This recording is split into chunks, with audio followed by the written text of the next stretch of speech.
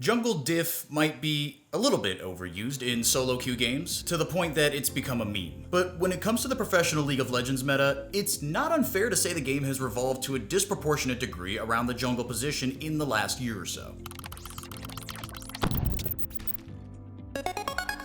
Early game skirmishers like Olaf are still as potent as ever, along with your characteristic smattering of farming-oriented carry junglers. In this week's meta breakdown, we spoke to G2's Jankos, Rogue's Inspired, and Astralis' Zanzarah about the current state of the most important role in the game at the highest level, and their thoughts about the impending arrival of Riot's newest jungling edgelord, Viego. It would simply be wrong not to mention maybe the most fun thing to come out of the early Season 11 jungle meta, the re-emergence of Viego. On January 20th, DRX's Pyosik made headlines when he gave the Spirit Walker just his 5th appearance in a top division of pro play since 2016. Not only did Pyosik win that game, he might have single-handedly vaulted Udyr into the meta. 2 days later, Excel's Dan picked him for the first time in the LEC, and 2 days after that, Jose Deodo locked him in for FlyQuest in the LCS lock-in tournament. It seems like the champion came out of nowhere, and has been one of the few that makes use of Turbo Chem Tank as its mythic item. It's fair to wonder when or even if Udyr would have popped into the meta if not for Pyosik the Intrepid. But regardless, so far this year, the LCS has picked Udyr 15 times, and Team Liquid's Santorin is 4-0 with a 13.0 KDA on the champion. Only the LPL, which plays 2 best-of-3s every single night, has seen as many Udyr picks. Last year, Volibear was a viable alternative to Olaf, one of the most consistently powerful junglers in the game. This year, it's been Udyr's turn to take up that mantle, mainly due to his clear speed and relative tankiness in early game skirmishes.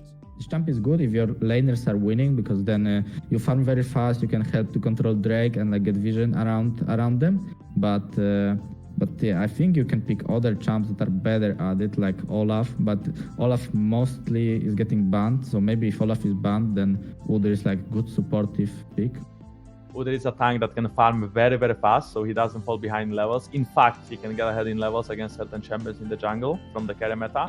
Like many team-fighting junglers, they thrive in the current meta, peaking in the early and mid-game by helping their teams set up and take objectives. And this is kind of what makes god-tier junglers over the others. If you can start solo and do 6 games before the scat, it's just insane. Because most of the junks, they need help, they need pull to start to do that. But Udyr can do it alone, so you never know which side of the map he is. I'm pretty sure Udyr super broken right now, next level. Most of the games, I think, we don't count LEC, but most of the games end up 28, 30 minutes average game time. Udyr one of the best has one of the best duel potential. Kind of close to the Olaf, I think, but he can even be stronger than Olaf because you have kind of easy CC, just press and stun target, so easy to execute. Compositionally, he offers teams a diversity in a way that fell to the wayside when Sunfire Aegis nerfs threw more traditional tanks and Amumu right out of the meta. Well, why Udyr is good is basically that, not a lot of tanks are in the meta, and when you play stuff like Seraphine support bot lane, you tend to need some kind of frontline champions to be able to face check or go in, especially that the meta still evolves around fighting for Drakes and Barons. Tank junglers, they don't really farm that fast compared to the carry junglers, and with each level, the difference would be bigger. During the first clear, it could be slightly similar, but at some point when the Graves gets his item, he will one-shot all the camps, and meanwhile the tank jungle will struggle. Besides that, tank jungles tend to be way more proactive, but if you play well around it and you don't really die to their ganks, they will most likely just fall behind levels because they are looking for something, meanwhile the carry jungle is farming. Looking ahead, the consensus seems to be that some heavy changes in patch 11.3 will have far more of an impact on the meta than Viego's release, especially given that early opinions on the champion are, to put it simply, mixed. I played a bit of Viego, and I think this champ will take so much time for people to actually learn him, because it's a very skilled champ that you don't really have too much mobility, because you have only one dash that is on W and it's very short.